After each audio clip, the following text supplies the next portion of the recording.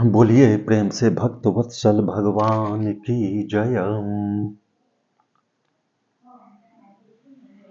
माता दुर्गा ने श्री दुर्गा सप्तशती के 12वें अध्याय में यह कहा है कि सर्वा बाधा विनिर्मुक्तो धन धान्य सुतान्वितः मनुष्यो मत्त प्रसादेन भविष्यति न संशयः। सर्वा बाधा विनिर्मुक्तो, जो व्यक्ति मेरी उपासना करता है उसे क्या लाभ होता है? तो सर्वा बाधा, जितनी प्रकार की बाधाएं हैं, विघ्न हैं, उनसे वह व्यक्ति, वह उपासक, वह साधक मुक्त होता है। सर्वा बाधा विनिर्मुक्तो धन धान्य सुतान्वितः, यानी भौतिक संपदा उसकी बढ़ती है, भौतिक संपन्नता उसकी होती है। धन धान्य सुतान्वितः, और संतति की प्राप्ति होती है। सर्वा बाधा विनिर्मुक्तो धन धान्य सुतान्वितः मनुष्यो मत्त प्रसादेन भविष्यति न संशयः। जो उपरोक्त फल हैं वे मेरे आराधक को प्राप्त होते हैं, इसमें किसी प्रकार का संशय नहीं है। माता भगवती ने यह कहा। कल हम लोग वेदव्यास मुनि के बारे में और सुखदेव मुनि के प्राकट्य का प्रसंग का श्रवण कर रहे थे। सुखदेव मुनि तो चले गए गुरु बृहस्पति के पास वेदाध्ययन करने के लिए। वहां उन्होंने वेदाध्ययन किया। उसके बाद वे वापस आए अपने पिताजी के पास। पिताजी ने उन्हें विवाह करने को कहा, सुखदेव मुनि को, परंतु उनके मन में तीव्र वैराग्य था, प्रबल वैराग्य था, उत्कट वैराग्य था। वेदव्यास मुनि ने कहा कि गृहस्थ जीवन बिताओ, लेकिन उन्होंने कहा, सुखदेव मुनि ने, कि गृहस्थी में फंस जाऊंगा तब फिर परमात्मा की आराधना करने में बनेगा नहीं। लौकिक दायित्व तो आ जाएगा, इसका निर्वहन करूंगा और इसके अतिरिक्त वह भी देखूंगा तो दिक्कत हो जाएगी, बाधा होगी, विघ्न होगा। इसलिए इसके प्रति उन्होंने उदासीनता बताई। इस पर बतलाया वेदव्यास मुनि ने कि तुम विवाह कर लो, उससे कोई दिक्कत नहीं है। जो तुमने पढ़ा लिखा है उसका पालन करना, तुमने जो शास्त्रों का अध्ययन किया है उनका पालन करना, जो तुम्हारा कर्तव्य है, देवताओं का पूजन करना, पितरों का जो श्राद्ध होता है सो सब क्या करना, सत्य बोलना, सदाचार का पालन करना, ये सब तो तुम करने के लिए स्वतंत्र हो, तुम कर सकते हो। और जो इस तरह से कर लेता है, जो मन में ऐसी भावना नहीं रखता है कि मैं बंधन युक्त हूं, तो फिर वह मुक्त ही है। और जो सदाचार का पालन करता है, सतपथ पर चलता है, इस बात को वह ध्यान में रखता है, तो वह मुक्त ही है। परंतु इनके मन में वैराग्य प्रबल था। इन्होंने कहा कि नहीं पिताजी, इधर मैं यदि पढ़ जाता हूं तो फिर मैंने जो इतने इतने ग्रंथों का, वेद पुराणों को जो मैंने पढ़ा सुना, तब फिर औचित्य क्या रह जाएगा? मैं भी एक संसारी ही हो जाऊं, इधर का भी अपना दायित्व निभा लूं। इसलिए मेरे मन में ऐसी भावना नहीं है, मैं उधर ही रहना चाहता हूं। अध्यात्म में मनुष्य का जीवन दुर्लभ है, मैं बंधन में पड़ना नहीं चाहता हूं, मैं भगवत आराधना करना चाहता हूं, वही करना चाहता हूं। तो वही करते रह गए सुखदेव मुनि। तो इस क्रम में वेदव्यास मुनि ने उन्हें बतलाया कि ठीक है, यदि तुम्हारे मन में वैराग्य तीव्र है तो तुम एक काम करो, श्रीमद् देवी भागवत जो है उसे तुम पढ़ो। उसमें आधे श्लोक में माता भगवती ने ज्ञान दिया है विष्णु भगवान को कि यह संपूर्ण चराचर जगत मैं ही हूं, मेरे अतिरिक्त कुछ नहीं है, जो कुछ भी है मैं हूं और अविनाशी हूं। उन्होंने बतलाया है। यह ज्ञान माता भगवती ने सर्वप्रथम विष्णु भगवान को दिया, विष्णु भगवान ने ब्रह्मा जी को दिया, ब्रह्मा जी से नारद जी को यह ज्ञान प्राप्त हुआ और यह ज्ञान देवर्षि नारद ने मुझे दिया है। इस ग्रंथ का अनुशीलन किया सुखदेव मुनि ने, श्रीमद् देवी भागवत का, लेकिन इसके बावजूद उनके मन में शांति नहीं मिले।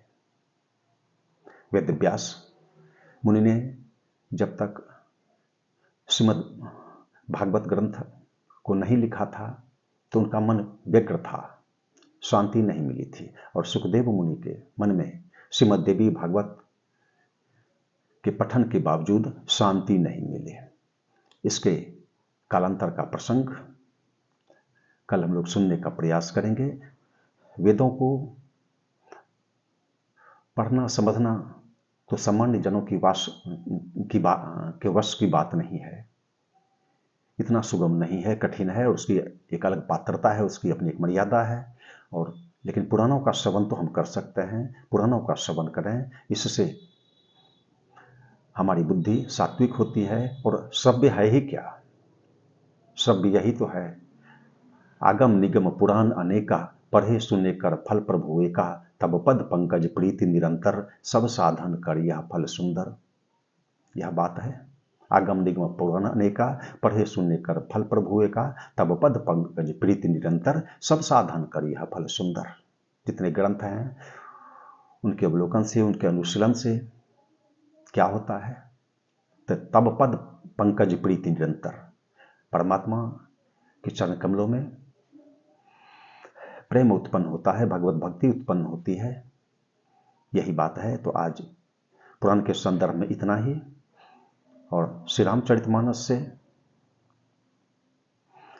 आज संत के लक्षण के बारे में थोड़ा हम लोग श्रवण करने का प्रयास करें। संत लक्षण ये भी एक विशिष्ट महानुभाव हैं। संत, जबकि चारों भाई संकादिक भगवान श्री राम के दर्शनार्थ उनके समीप आए, और जब उन पर दृष्टि पड़ी भगवान श्री राम के, तो भगवान श्री राम का हृदय गदगद हो गया। उनके मुख से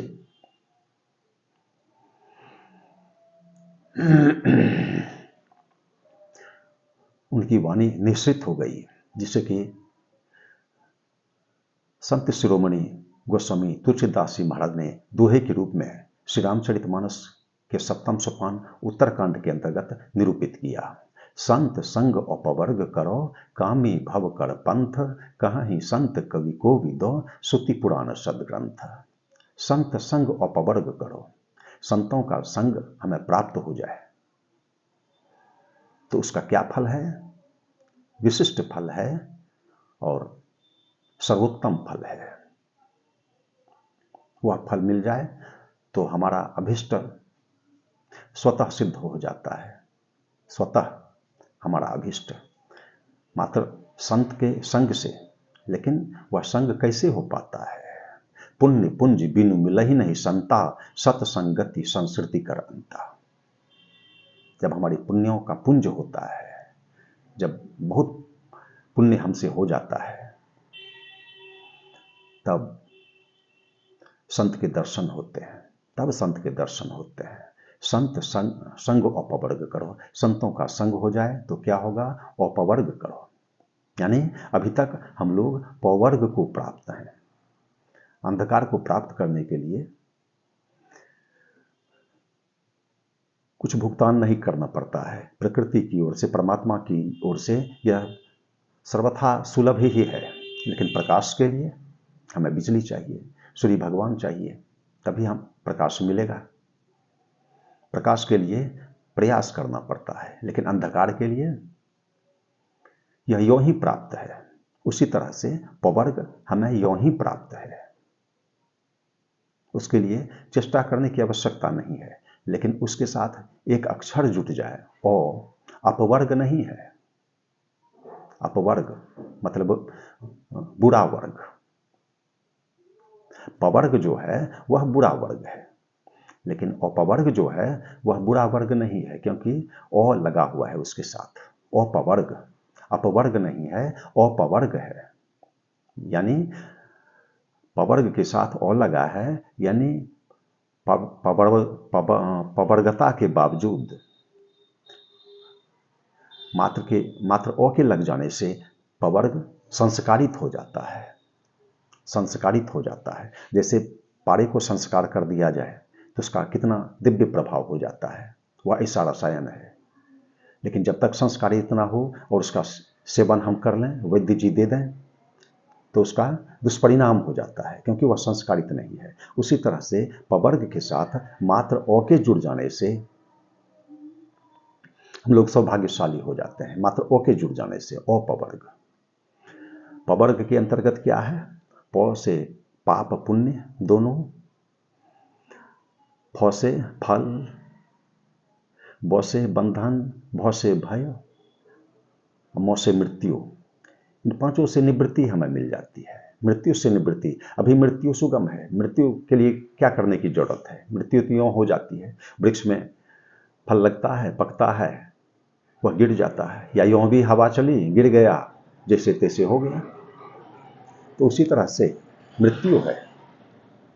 अधिकांश प्राणी तो मृत्यु को ही प्राप्त हुआ करते हैं, लेकिन पुनरागमन से निवृत्ति हो जाए, हम मृत्यु से बच जाएं और मृत्युंजयता की अवस्था हमें प्राप्त हो जाए, यह अ के लगने से होता है, यह संत के समागम से होता है, उनके सानिध्य से होता है, संत के सानिध्य से। संत संग अपवर्ग करो, कामी भव कर पंथ।